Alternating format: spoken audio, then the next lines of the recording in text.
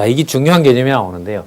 저주를 명하는 내용이 3장 14절에서부터 이제 19절까지 나타나잖아요. 그 아담의 심판과 보호가 이게 3장이잖아요. 그죠? 지금 3장 14절에서부터 19절까지 그 요약이 하나님께서 범죄한 아담과 하와에게 뭘 명하신다? 자, 여기에 보면 이제 저주라는 말이 나옵니다. 저주는 심판하고 유사하지요. 이거하고는 반대죠, 사실. 그러나 어쨌든 큰 제목으로 보면 저주를 위한 보호예요? 아니면 보호를 위한 저주예요? 그렇죠. 보호를 위해서 저주하시는 거죠. 그러니까 이게 우리가 이게 좋은 거냐 나쁜 거냐라는 판단을 하나님을 알아야 넘어설 수 있어요. 그리스도는 오셔서 우리가 생각하는 선이 아니라 하나님이 좋아하시는 선을, 하나님이 싫어하는 악을 그대로 육신의 몸을 입고 이루어 주시고 증거하시고 성취하신 분이죠. 그러니까 그리스도의 본성은 인성이 아닌 거예요. 하나님이 원하시는 모든 것을 주관해 나가는 성품을 가지고 계신 분이죠. 자, 그래서 이 저주가 무슨 맥락 아래 있다? 보호 아래 있다. 이걸 꼭 염두에 두셔야 됩니다. 성경 결혼 구조가요. 여기는 이제 요 정도지만은요. 요 정도 선에서, 그러니까 밑에 보면 이제 이렇게 나오잖아요. 그러니까 밑에 보면 이제 성경 본문이 나오는데, 본문을 모아놓아서 의미가 만들어지고요. 의미 다음에, 그럼 이게 한 중간까지는 안 가는데 한 10단계로 보면 이게 보통 한 밑에서부터 봤을 때 3, 4 정도가 돼요. 그러니까 본문에 가까운 이 구조를 짜갈 때, 본문이 여기 있으니까 이게 본문 요약이 되니까요. 요약과 더불어서 이제 한쪽 가로와 양쪽 가로 사이에 보면 어떤 구조가 많이 나오냐 하면 이런 구조가 굉장히 많이 나와요. 분명히 제목은 보호인데 밑에 뭐가 나오냐 하면 범죄가 나와요. 예를 하나 또 들어드릴까요? 창세기 37장부터 무슨 내용이 나오냐 하면 자손언약 성취 섭리가 시작이 되죠. 맞죠? 자손언약 성취 섭리가 시작이 되는데 거기에 보면 언약 자손을 보호하시는데 누구의 범죄가 나와요? 유다의 범죄가 나와요. 전 되게 즐거웠어요. 그리고 확인이 이게 단서를 보호라는 개념이 성경에서 이렇게 이해가 돼야 되는 거구나. 그러니까 여러분 여기서 우리가 생각하는 개념으로 보호다, 저주다, 그야말로 세상적인 기준인 거죠. 그러니까 성경을 통해서 하나님 기준의 개념을 확인해 주지 않으면 알 수가 없는 거죠, 도저히. 자, 그렇게 염두에 두시고 과연 내용도 그렇게 가고 있는지를 확인하셔야 돼요. 자, 볼까요? 15절. 내가 너로 여자와 너는 사단이지요, 뱀이지요. 너로 여자와 뭐가 되게 하고 원수가 되게 합니다. 그러니까 누구랑 싸우게 되냐면 여자가 뱀과 싸워야 돼요. 여러분 이게 이것도 재밌는데 이게 저주일까요, 아닐까요? 여러분 교회가요 비진리와 싸운다. 여러분 그게 저주예요, 복이에요? 지금 태어났으니까 복이라고 대답이 나오지? 그러니까 권사님 공부해야죠. 이게 초반부터 성경 강론 처음부터 구조 내에서 이게 설명이 되고 있다는 거예요. 그러니까 여자와 원수 된다는 것이 이 제목 때문에 이쪽으로 위로 갔다가 3대 언약과 연관을 시키는 거예요. 자, 그러면 원수가 된다는 말은 사단 쪽에서 봤을 때도 그렇지만은 여자 쪽에서 봤을 때도 누구랑 계속해서 긴장 관계에서 싸워야 돼요. 그렇죠. 그리고 이 속에 보면 그 모든 능력을 누가 주시겠습니까? 여호와께서 주시는 거죠. 우린 요한계시록을 얼마 전에 마쳤기 때문에 요한계시록에 보면 그 짐승과 음녀가 특히 짐승이 바다에서 올라와서 이 여자를 얼마나 괴롭혀요. 맞죠?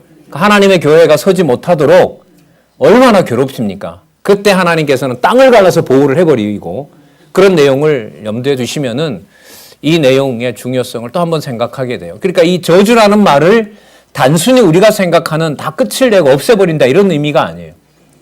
그러면 여호와 하나님께서 언약하시고 보호하신다는 것을 들어올 여지가 없어요.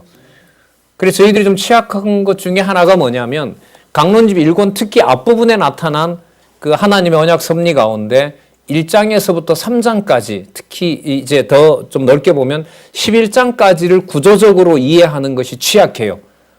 그러니까 내용은 많이 아는 것 같아도 그 내용의 순서를 보면서 여호와께서 언약하신 대로 여호와께서 당신의 능력, 5대 속성이 있잖아요.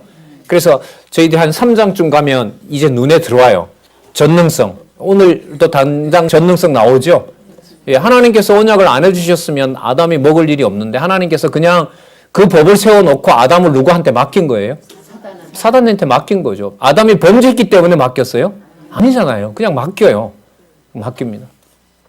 신실하신 분 맞죠? 이 제목 보면 맞죠? 주권성 맞죠? 누가 하고 싶은 대로 하세요? 여호와 하고 싶은 대로 해요.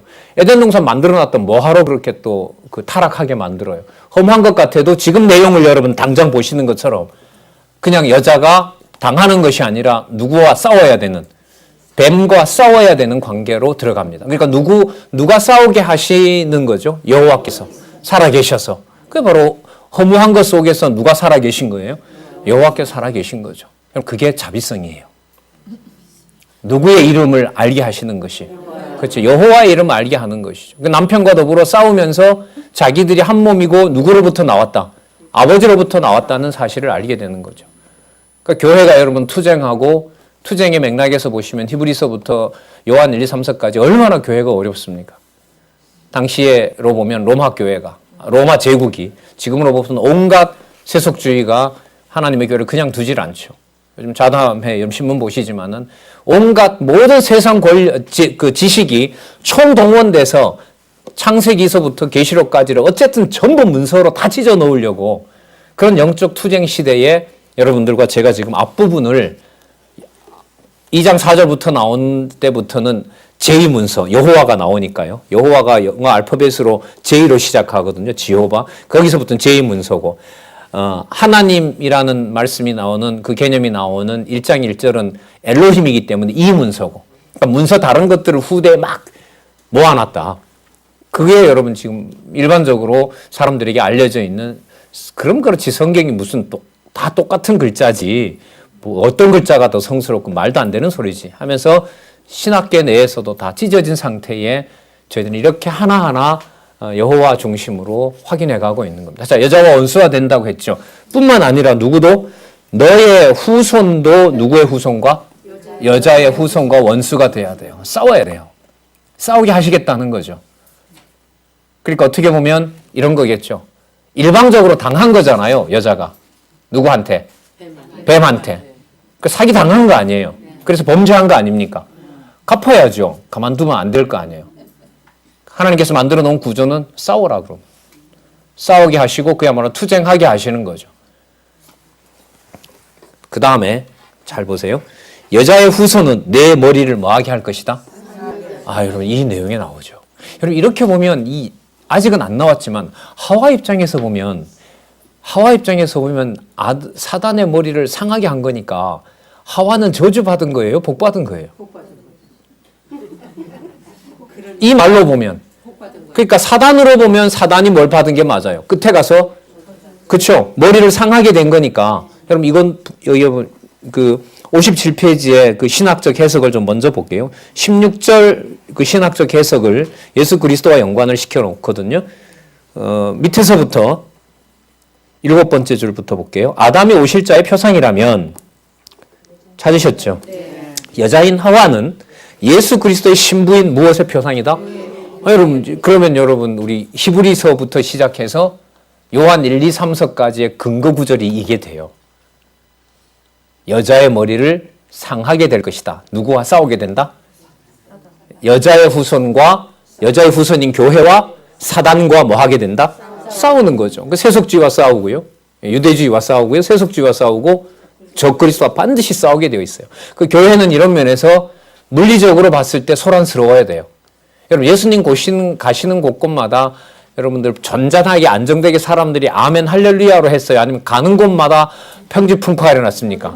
소요가 일어나고 난동이 일어나고 국가가 동원이 되고 국가 권력이 동원이 되고 그죠? 부자들이 싫어하고 이런 일들이 여러분 예수님의 일생에 생겨났던 거죠. 예수님 가시고 교회가 뭐 할 때도 설립해서 교회가 자라날 때도 지금도 그 현장에서 하나님은 당신의 약속을 뭐 하신다? 보호하신다. 이런 하나님 성경에 있는 개념으로 저희들과 여러분의 골수와 이 뇌를 바꿔놓지 않으면 여호와 하나님 살아계신 거 알 수가 없죠. 때로는 감당할 수 없는 여러 일들 속에서도 그냥 손 하나 까딱 못하게 해서 또 하나님께서 해가시는 거고요. 근데 이 내용이 참 신기하더라고요. 저는 여자의 후손은 내 머리를 상하게 할 것이요 너는 그 발꿈치를 뭐 하게 된다? 상하게 된다. 그러니까 끝까지 뭐 하는 거예요? 싸우는 거, 물고 늘어지는 거예요. 교회를 세우지 못하도록. 그러니까 지금으로 말하면 여러분 영적 투쟁은 성경 신학을 계시의 말씀으로 확증한 시대에 살고 있는 여러분과 저에게는 투쟁은 하나입니다. 성경 진리를 하나님께서 지키도록 하는 선한 도구로, 선한 동력자로 사용하게 해주시면 더할 나위 없는 거죠. 그러니까 역사의 중심에 있는 거예요. 우리가 우리를 만들기 위해서 그렇게 하는 말은 아닙니다. 적어도 이런저런 정보들, 저도 그렇고 여러분들도 보거나 듣거나 확인하신 바로 보면 무엇이 이 시대에 상대적인 세계 속에서 살지만 절대적인 것인가라는 것을 이 말씀을 통해서 하나님께서 언약을 보호해 가시는 과정이고, 그걸 다른 누구가 아닌 진짜 이 시대에 준 것도 고맙고 바로 우리에게 허락해 준 것도 너무너무 감사하고, 그걸 제가 어제 본 그 요한 복음의 개념으로 보면 은혜 위에 은혜 위에 있는 거죠. 자, 볼게요. 자, 이제 그러면 그 사단에게 내린 저주는 누구와 연관되는 걸로 나와 있어요? 여자와. 맞죠? 여자와 뭐 해야 되는? 싸워야 되는. 하지만 마지막에는 머리를 상하게 되는. 그 결국은 어떻게 돼요?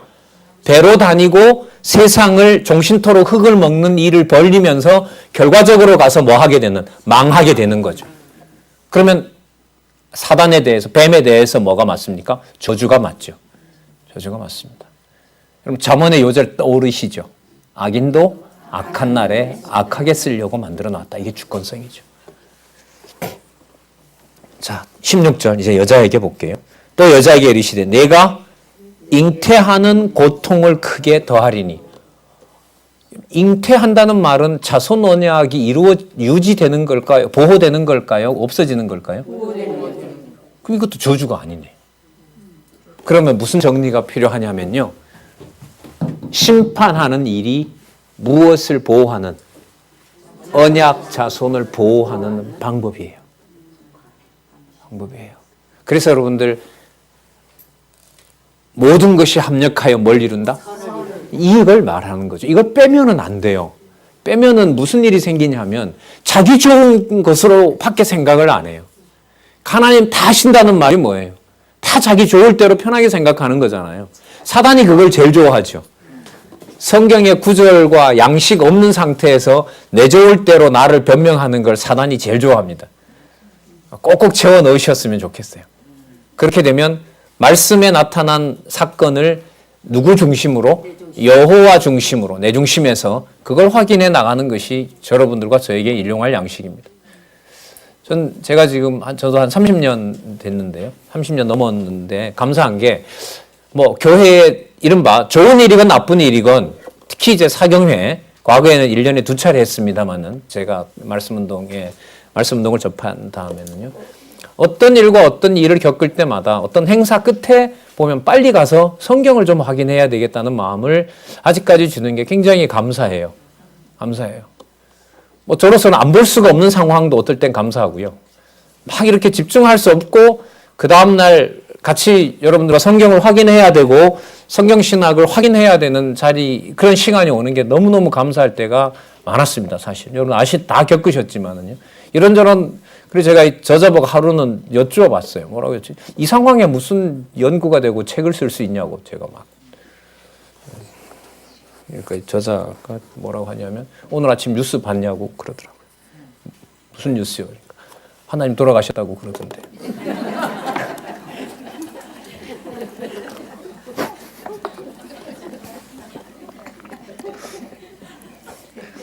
앞으로 유행가 될 것 같아요. 한마디만 하면 되죠. 뉴스 봤냐고. 아직 요즘 폰 열어보라고. 왜? 그거 봐라고. 하나님 죽으셨다고 나왔다. 자, 뭐 무관하진 않죠. 여자에게 이르시되 내가 네게 잉태하는 고통을 크게 더한다. 잉태는 하는데 고통이 따른다. 결과 네가 보장 못한다. 맞죠? 가인과 아벨을 낳았는데 어미가 볼 때 두 형제가 달 크기를 바라지 형이 동생을 죽인다? 자기 마음대로 안 돼요. 잉태 때부터 시작해서 마음대로 생육 번성이 안 돼요. 하지만 잉태 자체 그리고 그 아이를 낳는 자손 번창은 하나님께서 다 몰수해 가시지 않으셨어요. 그러면 보호하신다는 거잖아요. 자, 뱀에게 저주한 사건 속에 언약 자손 보호되는 거 확인했죠? 자, 그다음 여자에게 크게 고통을 더하리니 내가 수고하고 무엇을 낳을 것이다. 그러니까 이게 맞는 거예요. 제가 이거 처음에 확인하고 너무너무 기쁘더라고요. 아, 그래서 여기 보호가 달렸구나. 그래서 그 이후로 이제 공부하는 자세를 이렇게 좀 바꿨어요. 아, 이게 이해가 안 된다는 말은 뭘 모르는구나. 뭘 안 봤구나. 본문의 내용의 흐름을 내가 또 쫓아가지 않았구나. 그래서 성경 본문 그런 말씀을 드린 거죠. 이 또 확인해야 되고요. 이 개념이 여기와 연관이 없으면 이 개념이 하나님 중심으로 여호와 계시 중심으로 쓰여 있을 수가 없는 거잖아요. 예, 그죠? 몇 군데만 이게 문제가 되잖아요. 그럼 성경 신학은 휘청거려요. 100가지가 맞아도요. 야당은 하나만 물고 늘어져도 야당 될 수 있어요. 예. 그게 여러분들 말이고 언어고 그렇습니다. 논리기도 하고요. 자, 볼게요. 내가 수고하고 무엇을 낳을 것이다? 자식을 낳을 것이다. 아, 그러면 무슨 언약 확인했죠? 언약 자손 보호 확인했죠. 그럼 그러니까 타락하고 심판을 당한다고 하지만 하나님의 목적은 언약을 확인해 주면서 누가 살아계신 걸 증거하시는 걸까요? 이게 목적이죠. 이 지상에 이 모든 걸 섭리하시는 여호와의 살아계심만 확인된다면 모든 걸 견디게 하시겠죠. 하나님께서. 그 견딜 만한 게 너무 힘들면 데려가는 거죠. 이까지 배워라. 그 다음에 데려가지 않겠습니까? 수고하고 자식을 낳을 것이요. 너는 남편을 뭐 하고요? 사모하고. 이걸 좀 찾아보니까요. 사모 개념이 우리가 좀 인간의 감정에 너무 치우쳐서 보니까 이게 뭐 히브리어까지 좀 찾아보니까요. 갈망하고 열망하고 막 애틋해지는 거죠. 저 사람 없으면 안 되는. 그럼 이거 복이에요? 저주예요?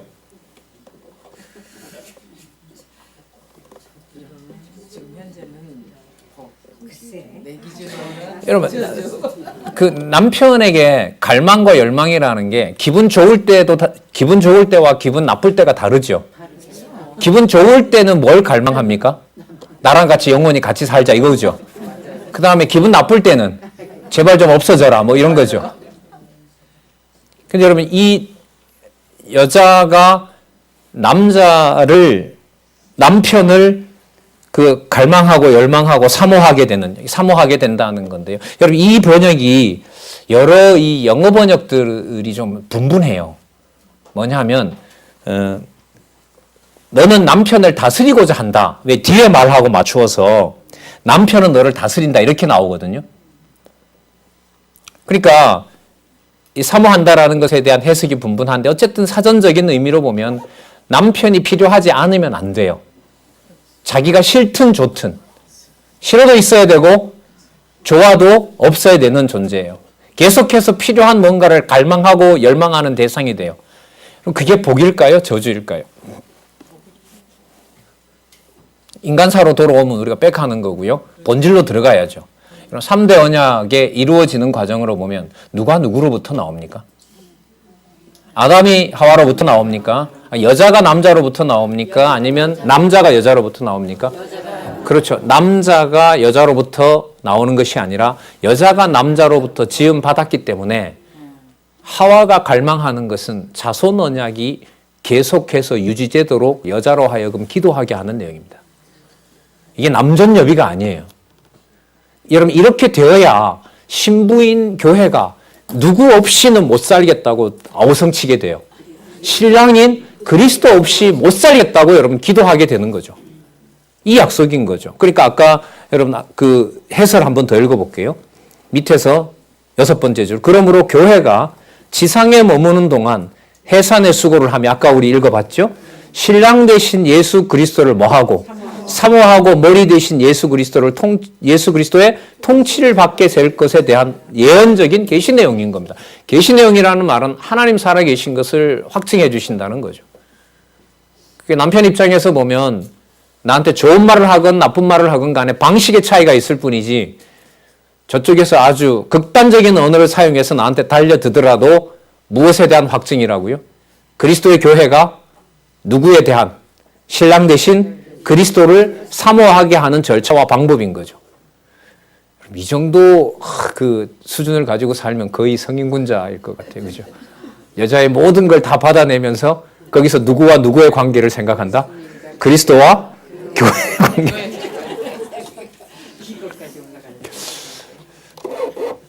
다들 하시잖아요. 그렇게. 너는 남편을 사모하고가 그러면 언약 자손을 유지하신다는 것과 관계가 된다. 맞죠? 예, 관계가 된다. 그러니까 하와가 남자가 여자가 남자로부터 나왔다는 걸 통하여 자식을 낳는 것과 연관이 되는 거죠. 그러니까 하와 스스로는 무엇을 낳게 되고 자녀를 낳게 되지만 누가 허락하시는 만큼 낳고 여호와께서 허락하시는 만큼 낳는 거고 그 다음에 자기 자신은 누구로부터 나왔다는 것을 계속해서 알게 되고 남자로부터 나온 것을 알게 되고 그럼 양쪽 다 유지가 되는 거죠. 낳게도 되고 자기가 아담에게 속했는 것도 알게 되고 왜요? 아담에게 뭘 줬으니까요? 통치권을 줬으니까. 통치권을 준다는 말은 자손을 낳는 것이고 땅을 관리하는 것이고 국가를 통치하는 거고 모든 생물을. 그게 지금 3대 언약과 연관이 돼요. 그럼 지금까지 확인한 내용으로 보면 3대 언약이 파기된 것이 아니라 하나님이 직접 관여하셔서 누구의 방법대로? 하나님의 방법대로 무엇을? 언약, 자손을 뭐 하시는 과정이다? 보호하는 과정이다. 보호라는 말을 귀하게 쓰셨으면 좋겠습니다. 귀하게 쓴다는 말은 하나님 중심으로. 근데 이 진짜 믿음 안 주면 좀 역사적인 얘기를 하면 현대사는 우리도 겪죠. 일본에게 강점기가 있었고 6.25 동란이 있었잖아요. 세계로 보면 그게 1차, 2차 세계대전입니다. 그 이후로 유럽의 모든 신학교와 대부분의 신학들과 대부분의 지성인들이 신의 존재가 있는지를 신의 존재에 대해서 부정합니다. 세계는. 무서운 섭리죠. 1, 2차 세계대전이 끝나면서 복음의 덩치가 전부 어디로 오냐면 한국으로 오거든요. 그래서 여러분들 41년, 42년에 대한민국은 신학교가 서기 시작하죠. 자유주의도 서고 보수주의도 서고요. 내일 저희들 대안학교에서 그 역사 탐방 가는데 첫 번째 이 짧은 기간입니다만 내일 성경이 한국에 제일 먼저 도착했다는 지역에 조그마한 동상이 있어요. 역사 탐방을 내일 가려고 하는 건데요. 당시 전부 일제시대죠. 일제시대 그 이전에 조선이 망할 무렵에 하나님께서 언약 자손을 그래서 그 세계 2차 세계대전은 뭐 여러 사건을 많이 들으셨겠지만 저희들로 보면 사람들의 생각에 여호와 하나님이 도저히 있을 수 없는 상황을 하나님께서 무섭게 섭리하면서 그 모든 성경의 진리를 어디로 틀어버리는 한반도로 틀어버리는 엄청난 일의 역사가 한국의 현대사입니다. 그건 곳곳에 흔적들이 많습니다. 뭐 한 30-40분만 타고 가면 그런 하나님의 섭리를 알 수가 있는 거죠. 자, 볼게요. 자식을 낳을 것이며 너는 남편을 사모하고 남편은 너를 뭐 한다? 다스린다. 그럼 이거 뭐가 확인된 거죠? 1장 26절. 맞죠? 그리고 아담에게 뭘 줬다 그랬죠? 통치권을 줬잖아요. 맞죠? 예. 모든 만물을 다스리라고 하는 통치권을 준 거잖아요. 그걸 지금 누구를 통하여? 하와를 통하여 확인해 주고 있습니다. 그러니까 하와가 아담과 관계에서는 처음에 유혹당해서 진 것 같지만 싸워서 앞으로 어떻게 된다? 이기게 된다. 그 다음에 하와는 자손은 낳게 되지만 거기에 고통을 더하고 또 남편을 사모하게 되고 남편을 사모하면서 남편이 너를 다스리게 됨으로 해서 하나님이 처음 줬던 만물의 통치권을 아담에게 뭐 하시는 내용이다? 보호하시는 내용이다. 그러면 심판 내용 속에 뭐가 다 들어있어요? 보호 방법이 다 들어있는 거죠. 이게 여러분들 에스겔까지 가요. 그래서 아까 말씀드린 대로 제목과 관계 속에서 오늘과 같은 요거 있죠. 보호하시는데 심판 나온다. 이게 굉장히 많습니다. 결혼해 보시면. 근데 그야말로 이것은 누가 주관하셔야 가능할까요? 누가 이걸 깨닫게 하셔야 가능할까요? 성령께서요. 이걸 만약에 내가 통할할 수 있다면 사단도 내가 짓고 사단도 내가 처리하면 돼요. 그럼 내가 뭐가 되면 되죠? 하나님이 되면 되죠. 되고 싶어도 하죠. 그럼 하나님은 그렇게 언약을 보호하시는 분이 아니세요. 하나님 자리로 가면 이게 저주지 복은 아니잖아요. 그래서 지금 여러분 이 심판으로 보면 여러분 이게 아까 자비성 하니까 약간 이제 좀 놀라셨는데 이게 자비성이 맞죠. 왜 자비성이냐? 피조물을 피조물 자리로 돌려놓아야지. 피조물을 창조주로 만들 수는 없을 거 아니에요. 그러니까 줄 건 다 주고 자리는 어느 자리로 다시. 그래서 아담에게 나중에 어디로 돌아간다 그래요? 흙으로 돌아간다 그러죠. 그게 자비성이에요. 그게 자비성이에요. 왜? 그 흙은 흙으로 돌려보내고 왜? 여러분 이 흙을 아까 누가 종신토록 먹는다 그랬죠? 그렇죠. 그럼 흙에 속하면 안 되죠. 흙은 줘버려야 돼요. 그래서 여러분들 그 욥기에 보면 욥의 아들, 그 다음에 종들 전부 다 누구 손에 의해서 다 하루아침에 몰살되죠? 사단에 의해서 하루아침에 축제 벌이다가 다 몰살시켜 버리잖아요. 욥에 그냥 거죽만 남겨놓고 생명만 놔두고 하나님께서 모두 다 섭리하시는 전능성이 나타나지 않습니까? 그러니까 여기서 보호다, 심판이다 이런 개념들을 하나님의 언약을 성취해 가시는 것과 연관을 시키지 않으면 해결할 수가 없다. 이걸 또 한 번 강조를 드립니다. 남편은 너를 다스릴 것이니라.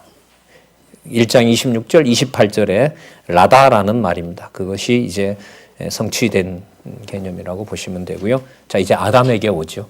그러니까 하와도 그러면 보호받았죠? 분명히 받았죠. 네. 그 다음 아담에게 이르시되 내가 내 아내의 말을 듣고 내가 너더러 먹지 말라 한 나무 실과를 먹었은즉 모든 통치권을 박탈하겠다. 이렇게 나와야 되는데 땅은 너로 인하여 뭘 받는다? 저주를 받아요. 땅에 발붙이지 마 이렇게 한 것이 아니고 땅이 저주를 받아요. 무슨 뜻이에요? 자기에게 관할권을 줬지만은 그걸 관리하는 만큼 자기가 땅의 소산을 다 취할 수가 있어요? 없어요? 없다는 거죠. 마치 뭐하고 비슷하죠? 하와에게 자식을 낳을 수 있게 했지만 하와가 원하는 대로 다 낳고 기르고 할 수가 없는 거죠. 약속은 보호되지만 누가 보호해 주셔야 돼요? 여호와께서 당신의 방법대로 해 주셔야 돼요. 아담도 마찬가지죠. 아담이 그 땅의 소유권을 가지고 있잖아요. 땅과 땅에 기는 모든 것과 다스리게 하자 하시고 했기 때문에 1장 26절에 나오죠. 28절에도 나오고 자 종신토록 수고하여야 그 소산을 먹으리라. 자, 땅이 내게 가시덤불과 엉겅퀴를 낼 것이라. 너의 먹을 것은 뭐라 그러죠? 밭의 채소예요. 이 참 재밌는 사실이 있는데요. 나중에 고기는 노아에게 홍수가 지나고 난 다음에 고기를 먹으라고 그래요. 그러면 이 내용으로 추측하건대 노아 홍수 전까지는 인류가 먹은 게 아닌 것은 아닌가. 이게 본질은 아니기 때문에 밭의 채소가 뭐가 되냐면 이 먹는 주식이 된단 말이죠. 예. 그렇다고 여러분 채식 먹으면 969세까지 산다는 말은 아닙니다. 오해하지 마시고요. 자, 여기 이제 하나님께서 이제 기록하게 하신 계시의 목적이 있는 건데요. 자, 밭의 채소인즉 내가 얼굴에 땀을 흘려야 식물을 먹고 필경은 어디로 돌아간다?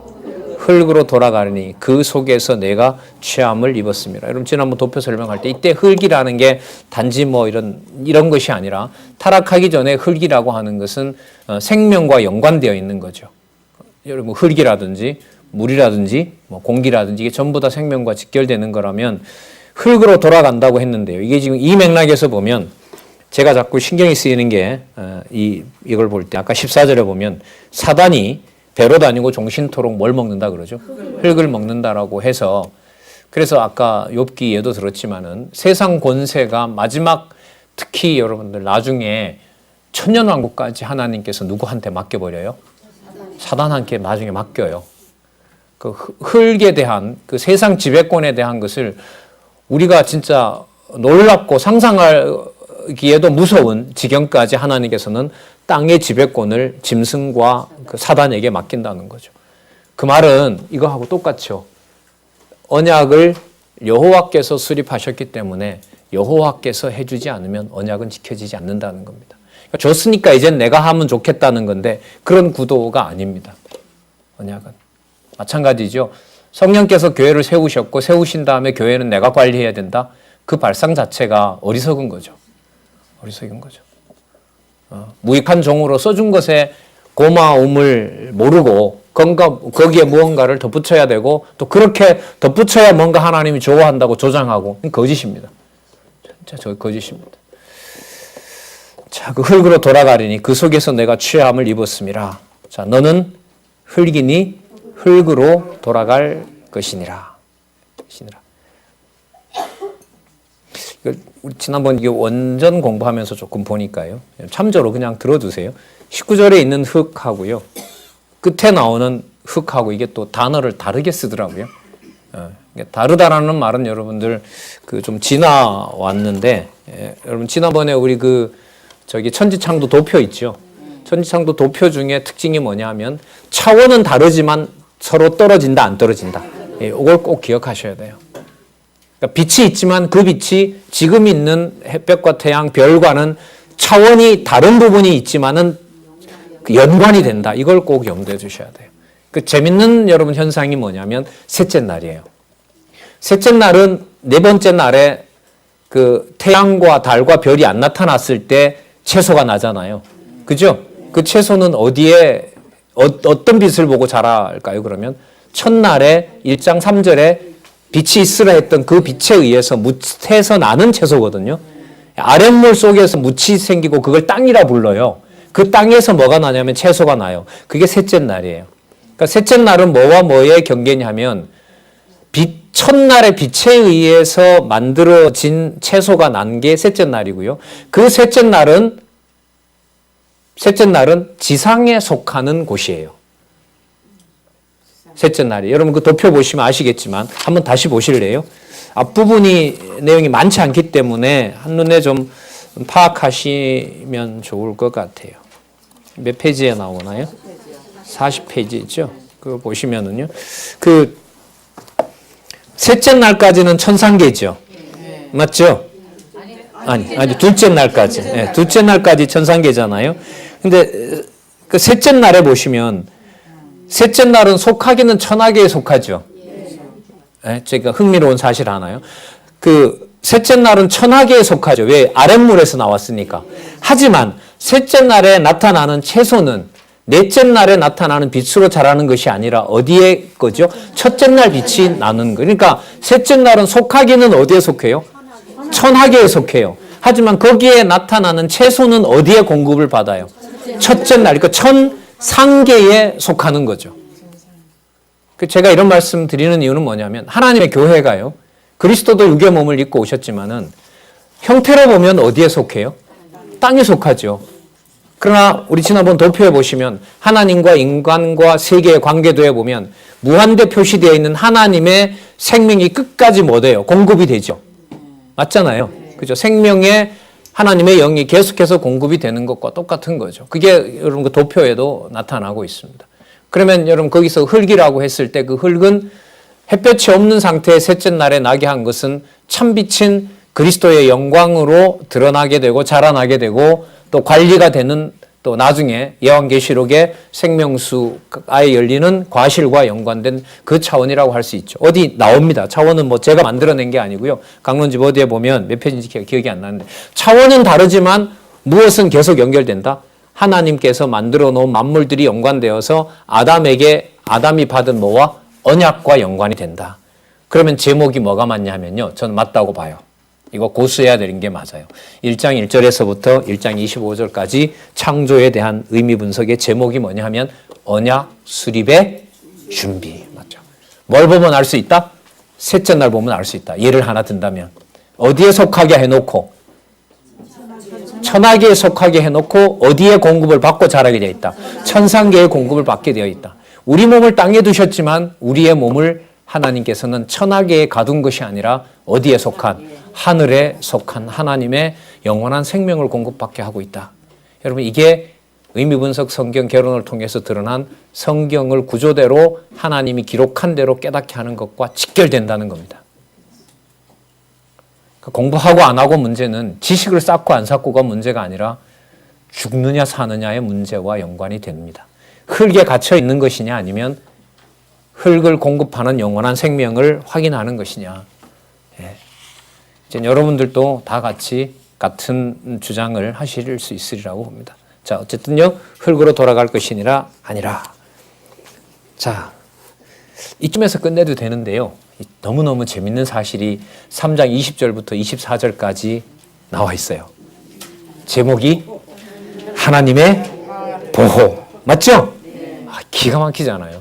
그럼 아까 이미 우리는 뭘 감을 잡을 수 있냐면 사단에게 저주하고 이른바 하와에게 저주하고 아담에게 저주했던 내용에서 그 저주가 우리가 말하는 뭐는 아니다. 3대 언약을 다 걷어간 내용이 아니기 때문에 보호라는 것을 이미 어느 정도 확인을 했죠. 그럼 이 제목이 맞죠? 예, 그죠? 어디에 근거한 제목이다? 성경의 논리적 흐름에 따라서 나타난 개념이다. 한 사람의 머릿속에서 나온 이론이다, 아니다? 아니다. 감사하고 고마울 뿐이죠. 이 시간을 너무너무 많이 줄여줬기 때문에. 그리고 개혁신학에서 추구했던 개념들을 오직 성경으로부터 증명하자라고 했던 300년 전에 여러분 개혁파 신학자들이 모여서 영국의 이사당에서 모였던 그 피나는 투쟁, 그 웨스트민스터 신앙 고백서 만든다고요. 1026회의 회의를 거치죠. 성경에 합당한, 물론 그것도 결국 불완전한 것이 되어서 많은 문제를 일으킵니다마는 무슨 주장을 하든지 성경의 근거를 대라고 했던 1640년이니까요. 한 400년, 한 350년 전에 그 사건이 여러분들 어디에 근거를 둔 제목으로? 성경 본문의 근거를 둔 제목으로 여호와 살아계심을 증거하는 현장에 여러분들과 제가 있는 겁니다. 재밌으시죠? 보겠습니다. 강요하지 말라고 자꾸. 자, 3장 20절부터 21절까지 하나님께서 아담과 하와를 위해 가죽옷을 입혀주시죠. 뭔가 희생이 되어 있는 짐승이 여러분 죽어야 된다는 해설이 나타나 있습니다. 대신 죽은 거죠. 아담과 하와를 살리려고. 자, 아담이 그 아내를 이제 이름이 나와요. 뭐라 불러요? 하와라 이름하였으니 그는 모든 산자의 어미죠. 이게 죽은 자의 어미 아닌가요? 타락했으니까. 앞부분에 하와와 아담이 받았던, 그러니까 여자와 남자가 받았던 저주를 보호라는 맥락에서 이해를 하지 않으면요, 산자의 어미라는 말은 이해하고 설명하기가 어려웠습니다. 저는 그랬어요. 지금 이게 뭐 하고 난 다음이에요? 저주를 받았고 이제 좀 있으면 어디에서 추방이 돼요? 에덴 동산에서 추방이 되는데, 아까 또 아담이 뭐라 그랬냐면 자기가 먹고 싶어서 먹은 게 아니라 누구 때문에 먹었어요? 하나님이 나와 함께한 저 여자가 죽었기 때문에 에덴 동산에서 벌어진 일의 원인이 누구에게 있는 거예요? 이제 하나님 말고는 눈앞에 있는 저 여자 때문이거든요. 그럼 그 여자에 대해서 뭐라고 얘기를 한다? 산자의 어미다라고 말하는 게 안 맞아요. 제 머리로는 그랬어요. 그런데 이 내용을 이해를 하려면 아까 누가 살려놨어요? 누가 하나님의 언약을 확증해주는 일을 보여주셨죠? 하나님이 그렇게 하셨잖아요. 낳는데 고통도 한다. 맞죠? 결과적으로는 뱀의 후손을 네가 밟아버리게 된다. 그 말은 결국 끝에 가서 패배한다는 건가요? 승리한다는 건가요? 승리한다는 거죠. 그리고 아담에게도 통치권을 보여주도록 하시는데 수고하도록 하고 소산을 먹게 된다고 그랬고요. 범죄한 여자지만 범죄한 걸 계기로 남자로부터 멀어지는 것이 아니라 누구를 더 갈망하게 만들어요? 남편을. 나를 범죄하도록 했는데 여자가 나한테 달라붙으면 여러분 기분 좋겠어요? 나쁘겠어요? 상식적으로. 저 여자가 우리 집에 와서 내가 벌어놓던 재산 다 까먹고 우리 집안 다 풍지박산 냈어요. 길거리에 나와 함께 생겼어요. 그럼 그 여자에 대해서 그 여자가 그래도 날 좋아하려고 쫓아들어요. 싫겠어요? 좋겠어요? 죽도록 싫죠. 여러분 이게 상식이기 때문에 아담이 하와를 보고 무슨 어미라고 얘기를 한다? 산자염이라고 하는 게 전 이해가 안 되더라고요. 그런데 하나님이 뭐 했어요? 죽였어요? 살려놨어요? 살려놓아서 뭐 했죠? 보호하게 하시면서 그를 통하여 무슨 언약을 이루신다? 자손 언약을 이루신다고 했기 때문에 영으로는 죽었지만 하나님의 언약이 보호되기 때문에 하나님 기준에서 아담으로서는 그 여자를 저주받을 여자라고 하지 않고 산자염이라고 한 거죠. 그를 통하여 여러분 나중에 아벨이 낳고요. 셋이 낳고 에노스가 낳고 나중에 아브라함이 낳게 되고 노아가 태어나게 되고 아브라함이 태어나고 영원한 생명을 공급받는 하나님의 자녀들이 태어나고 그리스도가 오시고요. 이제는 혈통을 뛰어넘어서 인간의 육정과 혈통으로 되지 않은 신령한 자손으로 이 땅에 하나님의 백성들이 와서 살게 될 그런 의미에서 무슨 자의 어미라? 산자의 어미라. 산자의 어미라. 자, 산자의 어미가 됨이라. 이 구절이 한 구절 이렇게 들어간 것이 너무너무 정리가 깔끔하게 된 거죠. 뭘 확증해 주는 내용이다? 그러니까 아담이 보호해 주려고 해서 하나님이 보호한 게 아니고요. 하나님이 보호하시기 때문에 아담은 그 언약에 따라서 뭐 할 수밖에 없어요. 보호할 수밖에 없는 거죠. 기분은 뭐 하지만 더럽게 나쁘지만 쫓겨난 첫날 저녁에 앉아서 둘이 앉아서 뭔 얘기했을지 이걸 상상으로 소설을 만들면 참 재밌을 것 같아요. 그 뭐하러 쓸데없이 그렇게 사단을 만나서 조잘거리다가 그래 그거나 따먹고 했네. 그럼 여자는 또 그러겠죠. 어디 가서 뭐 한다고 그래 사다 놓을 때 거기 아니고 어디 가서 딴짓 한다고 왔냐고 막 그래. 서로 또 뭐 해요? 탓하다가도 이제 자비성이 생각이 나면 아무 소리 마라. 하나님 우리 언약 안 걷어갔지 않느냐. 그럼 교회 생활 아니에요? 서로 싸우다가 서로는 사이가 안 좋아도 각자에게 뭐가 기억이 나면 말씀이 기억나면 근근히 살아가고 버티게 되는 거 여러분 경험들 많이 하시죠? 예. 집에 가정교회에서부터요. 맞죠? 예. 하나님 말씀 생각나게 하는 과정이고 하나님의 언약을 보호하는 과정입니다. 그걸 지나서 21절에 아담이 가죽옷을 지어서 아내를 입혔더라가 아니고요. 여호와 하나님이 아담과 그 아내를 위하여. 여러분 이럴 때는 아담은 이제 남자가 되고 아내가 되는데 어떨 때는 아담이 이랬을 때는 사람 곧 남자와 여자를 짓자고 했을 때 이때 아담은 또 남자와 여자를 다 포함하는 인류도 되고 그래요.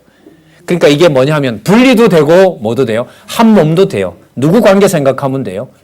그렇죠. 머리 대신 그리스도와 교회를 염두에 두면 어떨 때는 분리된 대로 어떨 때는 하나인 한 몸으로 그렇게 이해하시면 뭐 깊이 이해하는 부분이 된다고 봅니다. 여호와 하나님이 아담과 그 아내를 위하여 무엇을? 가죽옷을 지어 입히시니라. 여러분 이 해설에 보면 가죽옷을 지어 입혔다는 것은 짐승이 당연히 죽어야 되는 거고요. 이게 결국은 나중에 아벨이 짐승과 그다음에 기름을 들여서 하나님한테 제사 지내는 것과 이미 이 전통을 받는 거죠. 그러니까 아담에게 가죽옷을 입혔다는 것. 글쎄 아벨이 누구한테 배웠겠어요? 하나님한테 제사하는 걸 가축으로? 아버지한테 배웠겠죠. 그러니까 그 내용들이 이어지고 나중에 이스라엘 백성들에게는 이런저런 법으로 하나님께서 다시 성소의 제사로 그렇게 정착이 되어 갑니다. 이게 이제 신학교 가니까요. 그 모세 당시에 주변에 떠돌고 있었던 제사 방식을 다 끌어모아서 율법에다 갖다가 막 집어넣었다고 하는데 성경은 그게 아닙니다. 이미 여기에 보면 그 짐승을 통하여 제사를 드리는 일이 나오고요. 나중에 여러분 노아 때 가도 노아가 방주에서 나와서 뭘 하죠? 그렇죠. 거룩한 짐승, 깨끗한 짐승, 성결의 짐승을 가져다가 뭐 합니까? 제사 지내죠. 거기서 번제를 지낸단 말이죠. 그래서 이방의 걸 가져왔다는 말은 성경의 내용을 몰라서 그렇다. 그런 어떤 자유주의 신학자들의 공격도 얼마든지 방어를 할 수가 있습니다. 자, 그 다음에요. 22절부터 24절 마지막으로 보고요. 우리 식사하도록 하죠. 여호와 하나님께서 가라사대 보라 이 사람이 선악을 아는 일에 우리 중 하나 같이 되었으니까 하나님과 같이 되려고 했으니 이 말이죠. 그가 그 손을 들어 무엇을? 생명나무 실과를 따먹고 뭐 할까? 영생할까 하노라. 자, 그러니까 하나님이 두려워가지고 이거 따먹으면 하나님한테 대어들고 하나님이 막 능력이 위축될까 봐 이런 말씀하신 걸까요? 아니죠. 아니에요. 이 상태에서 먹어버리면 하나님이 처음에 약속했던 3대 언약이 끝이 나게 되고요. 아까 아담이 하와를 무슨 자의 어미라 불렀어요? 산자의 어미라 불렀잖아요. 그죠? 산자의 어미라 불렀다면은 그야말로 낳게 되고 끊임없이 저주받은 상태로 가게 된다면 하나님이 원하는 참빛의 공급을 받는 언약 자손은 태어날 수가 없어요. 그러니까 뭐 해주는 게 복이에요? 무엇을 먹지 못하게 하는 것이.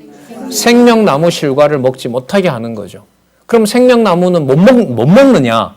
그 답이 우리는 지난번 계시록에서 봤죠. 먹죠. 그때. 보호하고 계신 거고요. 보호하고 그때 생명나무를 준다고 약속을 하고 있고요. 그 과정은 뭐냐면 이스라엘 백성들에게는 이러저런 만나와 같은 걸로 계시되었고요. 그리스도가 오셔서 요한복음에 보면 나오죠. 생명의 떡. 그죠? 생명의 떡으로 공급되고 지금은요. 말씀으로 영원한 생명을 공급받도록 하는 것으로 다 이루어지게 됩니다. 그러니까 그게 생명나무를 감춰놓은 것이 아니라 분명히 있다는 사실을 뭐 해주는 계속해서 확증시켜주는 것이 되죠. 그런 확증의 과정을 우리는 언약성취 섭리사라고 그럽니다. 그러니까 언약성취 섭리사는 영원한 생명, 감춰놓았던 생명나무가 허구가 아니라 분명히 있다. 그걸 확증해주는 과정이 교회사이고 여러분들 하나님의 세상 섭리 역사인 거죠. 자, 그래서 생명나무 실과도 따먹고 영생할까 하노라 하시고 여호와 하나님이 에덴 동산에서 그 사람을 내어보내고 그의 근본된 토지를 갈게 하시니 좀 땅하고는 좀 차원이 또 다른 것 같아요. 단어도 다르고요. 근본된 토지를 갈게 하시니라. 이때 토지는 뭐냐면 아담에게 준 약속이죠. 맞죠? 땅을 1장 28절에 보면 땅을 주신다고 했어요. 그래서 그 땅을 주셨다는 말은 언약을 여호와 하나님께서 뭐 한다? 보호하신다. 어디에서 내보냈지만. 그렇죠. 에덴 동산에서 내어보냈지만 땅에서 그 경작할 수 있도록 하나님께서 언약을 보호하신다. 그러니까 이 개념이 계속 가는 거죠. 보호라는 개념이. 자, 이같이 하나님이 그 사람을 쫓아내시고 에덴 동산 동편의 그룹들과 두루 도는 화영검, 불칼이죠. 쉽게 말하면 불과 같은 칼을 두어 어디의 길을 지키게 하신다? 생명나무의 길을 지키게 하시니라. 언제 주려고요? 나중에 하나님의 뜻을 다 이루시고 생명의 그 내용이 무엇인지 다 이루신 다음에 요한계시록에 약속한 대로 그것을 전부 이루게 하시려고 지키게 하시는 내용으로 끝이 납니다. 여러분 그러면 앞으로 나오게 될 예상되는 내용은 무슨 내용일까요? 요거 하나 하고 우리 1분 남았는데요. 아까 타락 사건 속에서 보호받았던 약속 있죠. 맞죠? 예. 아담은 그 사단에게 내린 저주와 그 다음에 또 누가 받았죠? 하와가 받은 보호 언약과 아담이 받은 보호 언약 있죠. 그 내용들이 여러분들 4장에서부터 뭔가 나와야겠죠. 맞죠? 예. 자, 뭐와 연관이 돼요? 가인의 심판 속에서 가인 보호도 맞지만요. 여러분 이건 수단입니다. 가인의 심판과 여기 보호는 뭐냐면 언약 자손의 보호입니다. 아셨어요? 예. 내용에 보면 여러분 가인을 이걸 벌을 줘야 되는데 가인도 하나님께서 그래서 여러분 악인도 악한 날에 쓰면서 하나님의 언약 자손은 보호하시는 내용이 이제 우리 식사하시고요. 4장에서부터 확인해 보도록 그렇게 하겠습니다.